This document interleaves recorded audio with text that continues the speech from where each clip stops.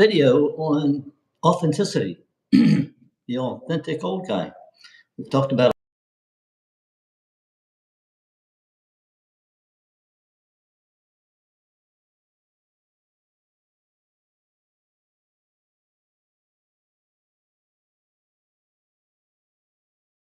pursuit that goes on. And so, how does authenticity fit into all of that? First of all, I'd like to say I'm really hoping to get some comments, some questions, some interaction.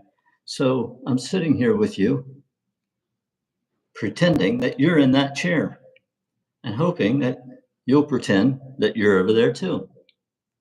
So maybe you can pretend along with me and we can kind of get our head around this idea of authenticity and talk about it a little bit.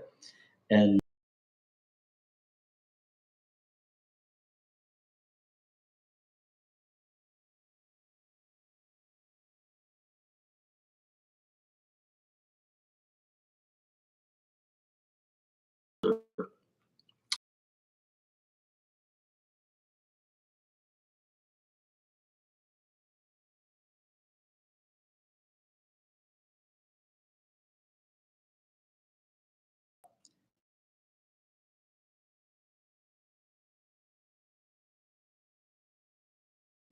genuine, transparent, and they strive to be honest with themselves and with others.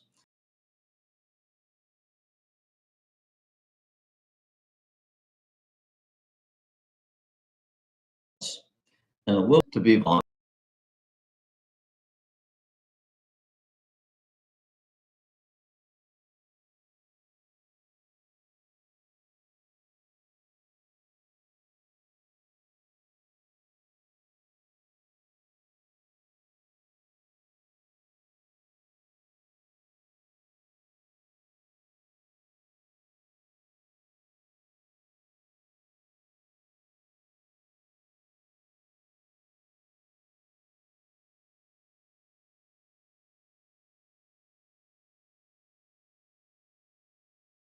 And deep, connected relationship with someone else,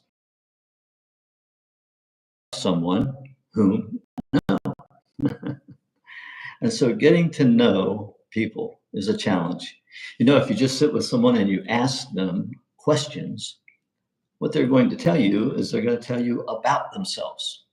They've been here, they've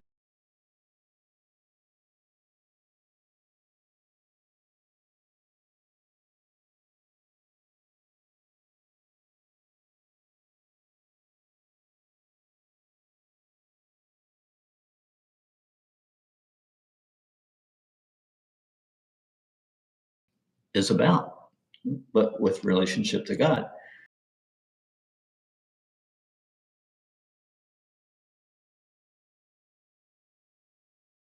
Things about God, but do we know him personally? And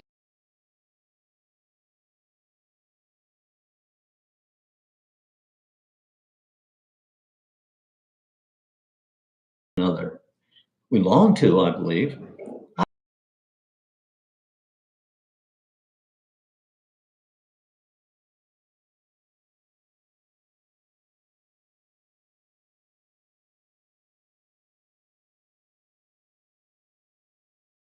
With feelings. I've shared that with you before that I was kind of emotionally out of touch. My emotional range was feel. I didn't know how to feel, so I learned to touch. And so touch and feel was my only real emotion. But for me, I felt like I was living in an unreal world. I was living in a world that just was kind of fake. It didn't feel real. And so for me, that's kind of ultimately what caused me to kind of run away from it all because I was just so in turmoil, wanting to know something that I didn't know what I wanted to know. I was seeking authenticity. I was waiting on people to become authentic. I was questioning why we could have a conversation about a lot of surface things, but never get down to the core essence of who one is and what they believe and what they desire and where they want to go. And so this, for me, became a search. It became a pursuit, not only of God, but of individuals. And I've told you before that a huge change came when I did the atlasproject.org. And doing atlasproject.org is really where I kind of learned kind of the main thing about the main thing regarding authenticity. And we'll talk about that in just a moment. But again, for me, it was a feeling of being surface. And so here's what I did. Since I didn't know how to be real and I didn't know how to be authentic,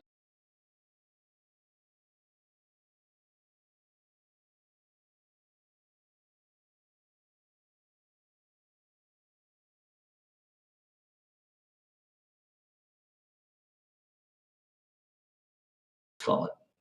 I was going and I would draw people into conversations, invite them to lunches, and I would invite them to church. I had that kind of a mode of operandum.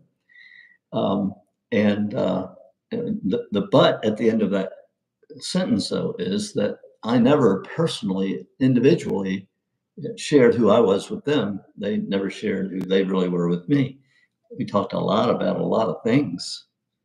And so we knew a lot about each other, but knowing one another, that deep connection that I kind of longed for and didn't know how to get, and was kind of frustrating. It was like I don't want to just talk about sports or the weather or the politics, the things that we all talk about.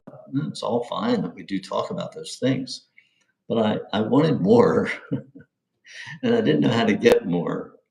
Uh, and I finally learned, and it was like it was like a waterfall.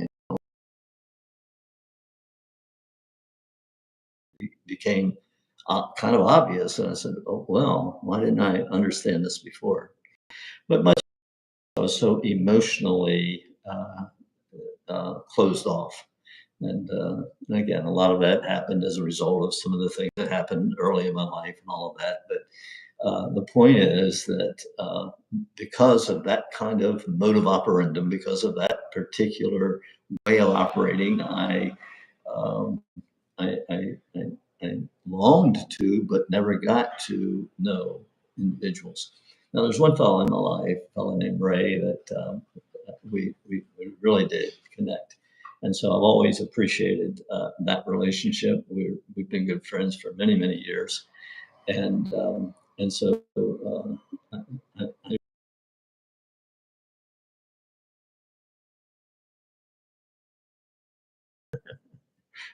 and that's why we connected. And so, what is that main thing about the main thing about connecting with people, about becoming authentic with people? It is this. And if I want to know you and I want to get beyond the where you've been and what you do realm, I've got to share who I am.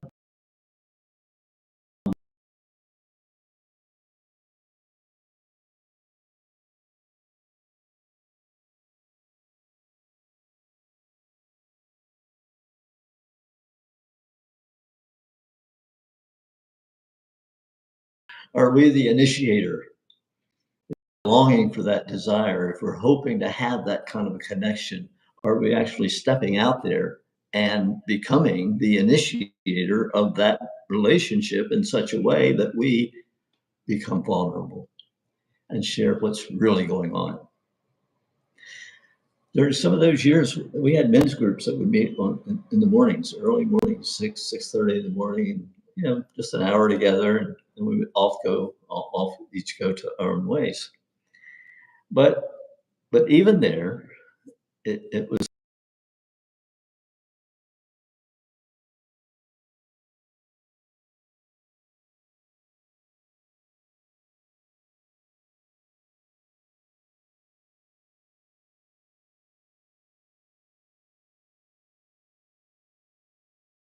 it would draw, in my case, me out.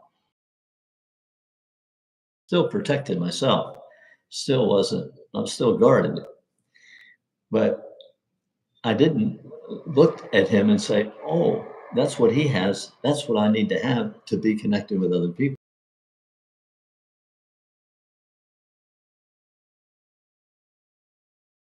That surface level. I wanted to do and thought that they would, get me where I needed to go. I never really kind of made the connection that being vulnerable initially, being that person that is willing to share that, this is really what I'm thinking right now. This is what I would really like to do.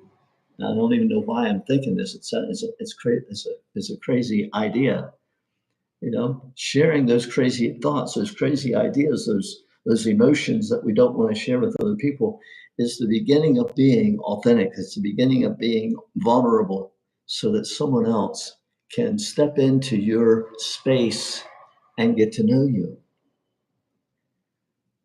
Now, we're not going to do that on the first time that we meet.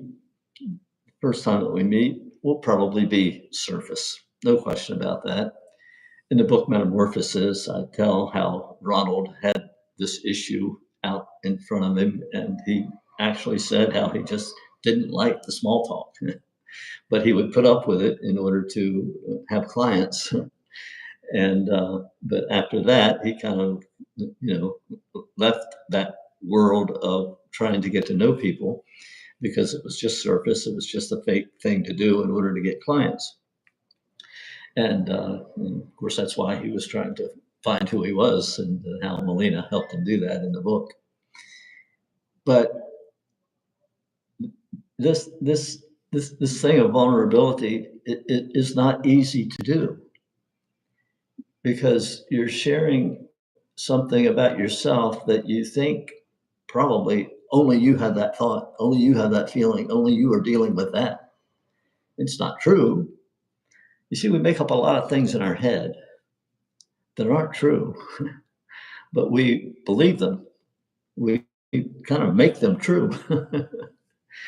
And we can make up any story in our head. I remember when I was really young, I was maybe, just getting into the workforce. And there was this, uh, those large vehicles that carry money. I'm trying to think of the name of the company, but Wells Fargo or whatever it was. And it was in a remote setting. I was driving. And so I had this thought, wow, you could probably, really, you know, put a plan in place to to stop that vehicle and steal that money. And why I thought that, I don't know, and I didn't carry it any further. But people do. They have an idea like that, and they actually carry it further. And of course, in my world, it was something else that I carried further. But the point is that we get these ideas in our heads, and we actually begin to believe them. If we're not talking to someone else, if we're not being real with anybody,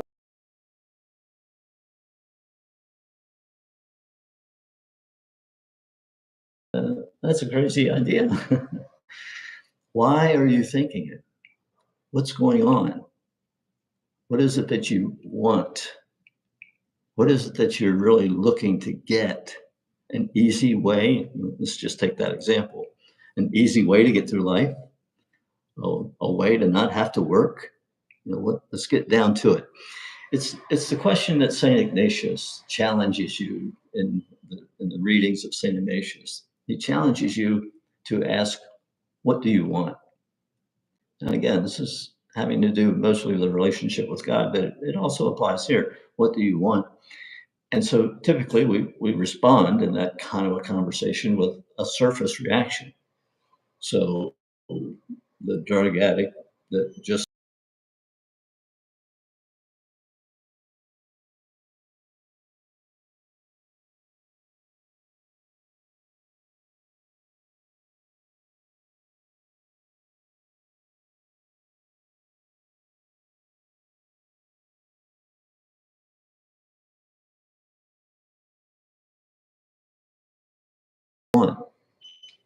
well, yeah, I'm addicted. I wanted to get that feeling to go away. I wanted that I wanted to run away from what I was feeling. I wanted to pretend that it wasn't there. Okay. But what do you want? Eventually, you want to get down to that place where you're asking, what's really going on? What's the issue that's driving you?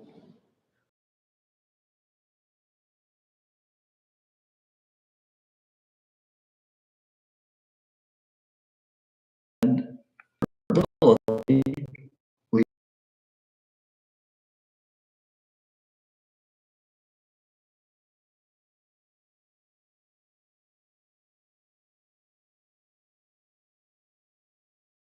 we create images.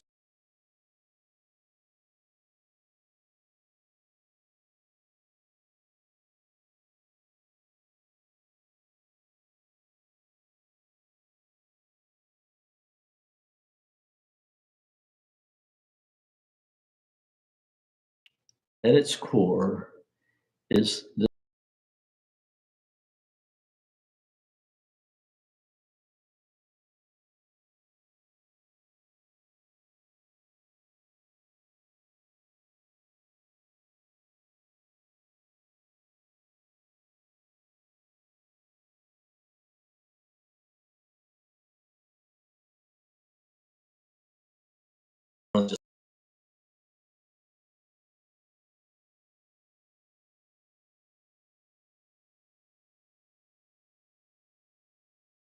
maybe interacting in business back and forth. And so you know what each other's talents and abilities are. And so you've decided, hey, you know, we would make a good team regarding that. But the next step is you're going to have to get to know one another. You can't just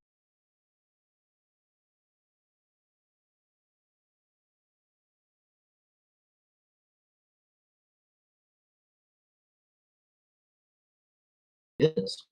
And so you want to you and that's only going to happen as the initiator. Someone has to start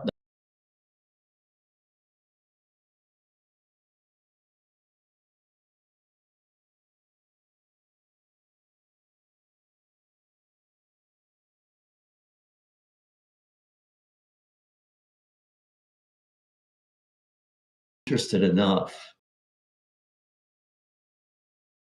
person about me because we're going to be in business together. And then I would hope that he would share back with me.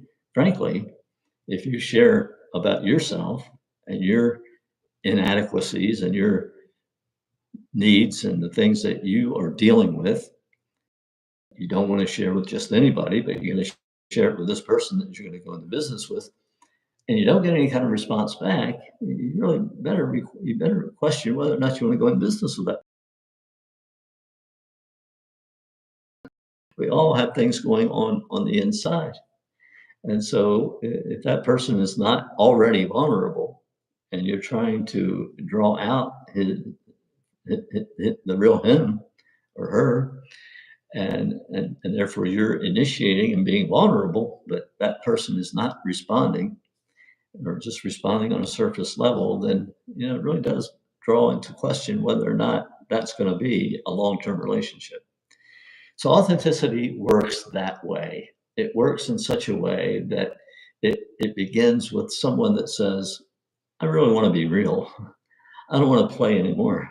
I don't want to play the games. I don't want to pretend. I want to I want to know you and I want you to know me. So let me start with you getting to know me. So so again, I go back to my own story about how I kind of ran away from things because I was in that environment where I kind of felt like it was fake and it was kind of unreal. And I didn't have that kind of relationship in such a way that I could dig any deeper and didn't know how to do that. And you know, I think there were some efforts, but not really understanding this piece of it, this idea that I really got to know who I am, else, before we will really authentically know one another. And so it caused me to run away. I ran away. I call it that black hole years of my life. I think I shared it that way with you previously. And so during that period of time, I was thinking and feeling like I had found the real world. And it was for this reason. I was living in an entirely different environment. Not that nice Christian environment that I had come from, but another not terrible environment. It was good people there, but it was very unique to what I had been in before. And it felt real. And that was because there was more emotional sharing. There was more those relationships. And so for me, that felt real. That felt like the real thing. And so again, that's all I had emotionally was to feel. And so for me, that kind of equated to being the real world, because it did feel different than the other quote fake world. It felt different. It felt more invigorating. It felt more exciting. It felt more real because there was. I remember one time saying that it actually feels good to argue and to quote fight over something, and to resolve a matter over. And we never really did any of that. We kind of kept it to ourselves, and everything just kept real nice. And so when I got into this other world and had that going on, again, it kind of felt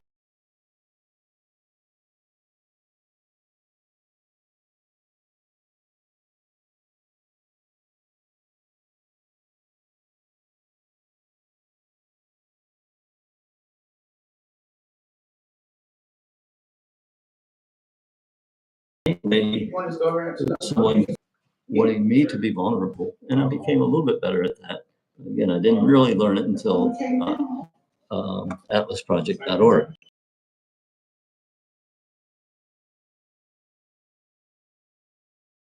Of the that the in this case the other woman in my life would draw me out, and I would become a little bit more open. But she kept a lot about who she was to herself. So you see, so there wasn't that sharing of herself in order to draw me out, and so there's still that lack of authenticity. There's still that lack of vulnerability. So while she did a good job of drawing me out and getting some of my emotions to come to surface, there wasn't really an authentic relationship where she was totally vulnerable so that I could know all of who she was. Because I saw later some of the things about who she was. And so um, I'm gonna hold it off right there at this point, and I really am gonna hope that we get some comments, we get some questions, we get some maybe topics related or unrelated. I don't care, and just really hoping to get some interaction going on, and that we can have a conversation. Let me show you that chair again. It's right over there waiting for you to sit in it. So hopefully you're pretending as that you can comment in there and ask me, or if you want to make known regarding what we've talked about here. So I look forward to seeing you next time, and be sure to live and move and have your being in Him.